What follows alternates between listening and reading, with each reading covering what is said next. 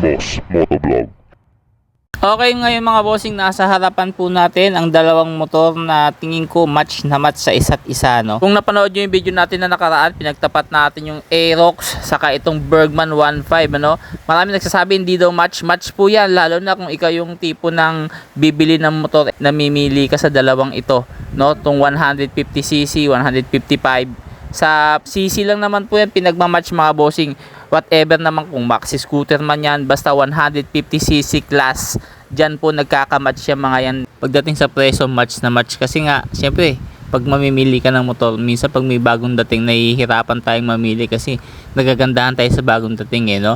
Minsan ganun yung sitwasyon. Pero ito talagang pinagtapat natin ngayon, PCX 160 Road Sync versus Bergman 150 na bagong release lang sa Philippine market, nagkakahalaga ng 165,000 pesos. Na tingnan niyo naman yung itsura nito, ibang iba, para siyang galing ibang planeta, parang alien, parang avatar yung mukha niya, pero sa ibang view parang paniki na may pangil.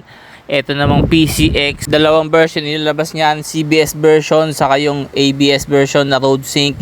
Itong pinakikita ko sa inyo, Road Sync to mga bossing, no? Nagkakahalaga ng 155,000 ang kanyang Road Sync, pero yung CBS version naman nagkakahalaga ng 134,000. Talaga namang napakaganda rin, very sharp lang muka, at alam niyo naman ang PCX matagal na sa Philippine market yan.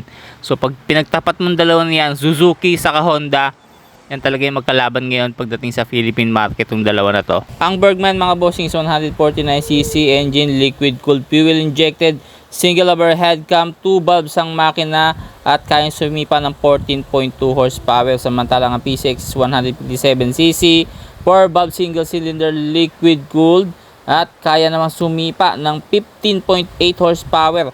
Malakas ang sipa ng ng PCX over dito sa Bergman, at naka 4 valves na tong PCX. Itong Bergman naman po is 2 valves lang po yan. Dito yung matinding pagtatalo, dahil nga sa 165,000 itong Bergman, bakit daw hindi pa ginawang 4 valves mga bossing, no? Samantalang itong PCX is 155 lang, 10,000 difference, and naka 4 valves na. Ang mindset kasi natin pag sinabing 4 valves mabilis, pag 2 valves mabagal. Pero hindi po yan ang definisyon ng isang pagiging malakas na makina, no? Ang pagiging malakas ng makina depende yan sa gaano katagal mo na siyang ginagamit in the long run. Hindi po sa pabilisan o kung sino yung mabagal. May pros and cons ang bawat isa na yan. Hindi natin pwedeng masabi na mabagal ang 2 valves, dahil ang takbo na 100 km per hour pwede ng mga hulugan ng buhay mo pag nadisgrasya ka. Kaya hindi natin pwedeng sabihing mabagal. Ang nangyayari lang, mas mabilis lang ng kaunti ang 4 valves over sa 2 valves. At huwag mo rin kakalimutan, more power, more fuel. Less power, less fuel. Pati maintenance, lahat yan less. Kumbaga mas mababa yung maintenance cost ng isang 2 valves kesa sa 4 valve setup. Ang 2 valve setup saktong-sakto yan pang city riding at paminsan-minsan maglo-long rides ka, no? Paminsan-minsan lang, hindi naman lagi. Pero kung ang laging takbuhan mo is mahabaan, from Bicol pababa ng Metro Manila, araw-araw balikan, talagang kulang sa iyo ang 4 valves. Tingin ko kailangan mo ng big bike setup. Kasi mahaba, umbaga long stretch yung tinatakbo mo palagi. O kaya naman minsan yan kalimitan, udyok ng tropahan yan, ano? Siyempre pag ang mga tropahan mo 4 valves tapos ikaw 2 valves, ano ka, matanda. Diba? Kumbaga yung tuksuhan na yon, doon na uudyokan tayo na sige 4 valves na lang din ang kunin natin, diba? Pero nakakalimutan natin yung mga magagandang katangian din naman ng 2 valves. Kumbaga ang pagkaka 2 valves ng isang motor akmang-akma yan, sakto sa city riding, pang daily use, at hindi masyadong malakas syempre sa gasolina. Less moving particles, kaya hindi masyadong may-vibrate ang mga 2 valve setup mga bossing compare sa 4 valves, no? Lalo na kung city riding ka lang naman, trabaho, bahay sa Metro Manila, gigit-git sa mga traffic, sisingit-singit. Pero kahit ano pa yan, kung gusto mo talaga yung design ng PCX, walang pwedeng magdikta sa'yo.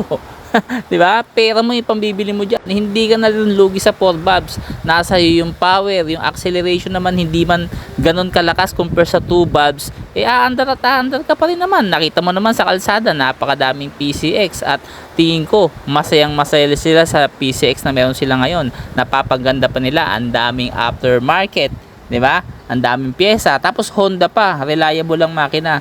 Talagang mahirap mamili sa dalawang yan. Kailangan lang talaga alam mo yung gusto mo. At kung ano man mapili mo sa dalawa na yan, sigurado panalo ka, wala kang talo dyan. Dito sa PCX, kung titingnan natin yung headlight AC niya mga bossing, no, integrated na yan, isa yan. Daytime running light, turning light, saka yung passing light. Ito katunayan, meron siyang passing light mga bossing, no. Ito, yan, pag pinindot mo yan, yan yung passing light, no. Ano lang siya, parang bubuga siya, no. Bubuga siya ng malakas na ilaw na indikasyon na halimbawa overtake.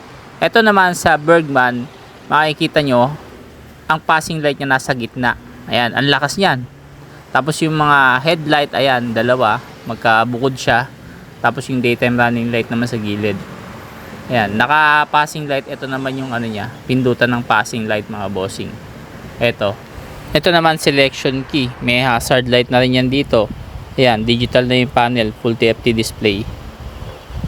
Ito naman yung kill switch nyo, ignition na rin to. Integrated. Ay, hindi pala.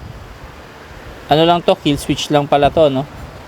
Tapos parang idling stop and start system yata to. Oo nga. Tapos yung ignition nasa baba. Ito yung ignition. So idling stop and start system meron din po yan. Tapos kill switch. Tapos yung tanke 8 liters po. Sa PCX 8.1, no? Parehas lang 8 liters. Itong PCX mga boss, kayang tumakbo nito ng 46 km per liter. Samantalang yung Bergman naman is 43.6 km per liter, no? Medyo mas tipid sa gasolina itong PCX kahit 4 valve siya, no? Paano kaya nangyari 'yon, no? Nakabaso po si PCX, nakabaso din si Bergman Street. Siyempre, 3D emblem Bergman. Sa PCX, ganun din. PCX 160. Tapos kung titingnan mo dito sa pinakalikod, halos magkahawigan sila. Pero mas malapad po ng konti talaga tingnan si PCX kaysa dito kay Bergman, Pero sa tangkad, mas matangkad ng konti si Bergman. Konting-konti lang naman kasi medyo nakayuko naman yung headlight AC ni Ang kagandahan dito mga bossing, ayan meron siyang top box ready. So, box na lang kung bibilin mo. Samantalang kay PCX mga boss, talagang bibili ka ng aftermarket na top box para makapaglagay ka. Kailangan mo ng bracket dito. Yung iba hindi na inaalis yun, bracket na lang. Meron na silang sukat niyan. Pero dito, top box na lang po ilalagay mo. Hindi ka na kailangan ng bracket. So malaking bagay rin, makakatipid ka rin dyan, So sa 10,000 difference nila, ayan po yung mga pagkakaiba nila sa taillight. Halos parehas magkamukha sila, Halos single AC lang. Pero yung kay Bergman, nakalawit yung turning lights. Samantalang kay PCX, wala pong nakalawit. Maganda yung kay PCX, May saksakan ng cellphone. Ang kagandahan dito kay Bergman, dalawa yan. Hanggang sa upuan, meron din pong charger yan mga bossing, which is good yan. Lalo na sa may angkas ka o kaya naman pag nagcha-charge ka ayaw mo mabasa yung cellphone mo. Dito kay PCX naman, isa lang po ang charger niya. Ayan. So okay na rin. Sa 10,000 difference, ang kaibahan naman, ang wala dito kay PCX, meron tong tire pressure monitoring itong si Bergman. Yan ang wala kay PCX, Yung TPMS, wala niyan si PCX. Ang meron lang, alam ko, zone test. Pero, syempre, iba naman yon. Sa sunod na video, gawa natin ng video yung zone test saka itong dalawa na to. Halos parehas lang talaga sila, kung tutuusin mo. Kahit yung tapakan, ayan, may 2-type foot position. Syempre, pag nangangalay ka, di ba, pwede mo iunat yung paa mo. Touring mode talaga yung datingan nito, mga bossing. Kumbaga, ready for long rides yung mga ganitong klaseng motor. PCX, Bergman, nga lang 10,000 difference. Parang dito sa handle ni PCX, maganda siya, may color two-toned siya, may glossy white tapos black. Dito naman all black tapos yung logo ng Suzuki, napaka basic lang. So hindi naman malaking issue yan, pero nagandahan lang ako doon sa part kay PCX. Dito sa mga nagtatanong mga bossing, sabi baka pasukan daw po ng tubig rito tapos mag-stack. Tingin ko nilalabasan dito sa ilalim. May uwang naman siya, yung nga lang medyo makipot, kumbaga masikip, Kumbaga, tatagas yung tubig pababa, pero halimbawa kung sobrang lakas ng ulan, yung talagang buhos, pwedeng mag-stack muna saglit. Dito naman kay PCX, Sa mga gumamit ng PCX, alam nyo naman yan, di ba? Kung nag-i-stack ba yung tubig dyan. Pero kay PCX, medyo maluwang, ano? Medyo maluwang yung, ano niya dito. Uwang, may uwang siya. Medyo malaki. Which is good, makakalabas agad yung tubig. Dito naman kasi kay Bergman, medyo manipis, medyo tight. Kaya tingin ko, pagka sobrang lakas ng ulan, pwedeng mag-stack yung tubig dyan. Pero, syempre, kung ambon-ambon lang, saktong ulan lang, hindi naman siguro mag-i-stack dito ng sobrang stack dyan. Sa upuan, syempre, komportable. Ayan. 'Di ba? Malambot. Nasakyan ko 'yan. Nasakyan ko rin itong PCX. Alam ko yung ano nito. Comfort talaga pag sinakyan mo siya. Para kang nakaupo sa sopa, no? Baka nga makatulog ka rito eh. Ayan, meron siyang side stand switch kay Bergman. Kay PCX, alam ko meron din 'to. Tingnan natin. Ayan, meron siya. Ayan, oh, meron siyang parang switch doon sa ilalim. Makikita mo naman yan. Pagka sinide stand mo yung motor mo, mamamatay po yung makina. Ito yung panggilid kay PCX. Kay Bergman, plain na plain lang, no? Black lang talaga. Yan yung panggilid. So 150cc. Kung meron kang 170,000 pesos, alin sa dalawa kukunin mo? Isa pa may dagdag natin, kaya medyo mahal si Bergman kasi naka dual channel ABS na pala to. Samantalang si PCX is single channel ABS. Tapos syempre parehas naman adaptive brightness yan. Keyless na rin yung si PCX. Meron ding ano to, yung turn by turn navigation. Pwede kang mag-navigate gamit yung cellphone mo. Pwede mo i-connect yung cellphone mo dyan. Same kay PCX. Ang tanging wala lang po is yung TPMS star pressure monitoring, mga bossing. Hindi mo makikita. Kay PCX yan. Maganda yung meron kang TPMS kasi namomonitor mo yung ano, lambot ng gulong mo kasi minsan dyan din nagbabase yung fuel efficiency saka yung ano, power efficient. Sa sobrang comfort na kasi ng mga motor ngayon, halos hindi na natin napapansin yung gulong, ano, kasi nga automatic ito. Pagka halimbawa medyo bumabagal na yung takbo ng motor mo, hindi mo napapansin, malambot na pala yung gulong. O kaya naman masyadong bouncy yung ano mo, motor mo, dumadaan ka sa lubakan, kailangan mo magbawas ng hangin, which is good na makikita mo na agad sa monitor mo kung merong kailangang hanginan o kailangang bawasan ng hangin ng gulong mo. Kaya naman pala 10,000 difference kasi single channel lang po si Honda PCX, pero parehas naman po yan may traction control. Ayan, HSTC Honda Selectable Torque Control, meron din po yan si Bergman, no? Para pinagpapantay yung ikot ng gulong para hindi ka madulas, lalo na, diba, madudulas yung dinadaanan mo, no? Single channel ABS, double channel ABS kay Bergman. Tapos merong TPMS, merong dalawang charger, tapos ready top box. Yan yung mga pagkakaiba nila, kaya umabot ng 165,000 itong si Bergman 150.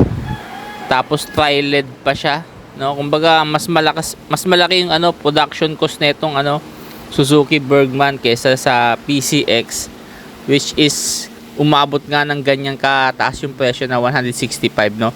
Pero para naman sa mga may gusto at may budget, well, hindi issue yan, ano? Ang issue na lang sa kanila kung ano yung mas trip talaga nila na forma, no? Sa dalawang yan. Pero wala namang tulak kabigin niya kahit ano namang kunin mo.